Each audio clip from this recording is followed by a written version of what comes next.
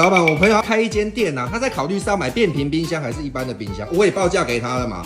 如果预算够的话，当然会推荐这种变频冰箱。是一台5.7万。但是你要想啊，如果你长期使用、长期经营来讲的话，当然是变频的会比较好一点，省电45%。哦，当然也有其他品牌，这个酷龙的4万多，德意的5万多，可以考虑看看预算够的话。假设你今天预算不够，那我们可以考虑什么？冠捷品牌，那我们也是保护15个月，那它的就比较低，32000块5.7万，中间价差2.5万。但是可以想想啊。可能经营一阵子之后，你想要换变频的，这也是有价格的啊，对不对？可能开店过了几个月之后，你经营的不错，想要换，然后再来换，这都来得及的。对，就看你预算到哪边。记得关注万能中谷仓。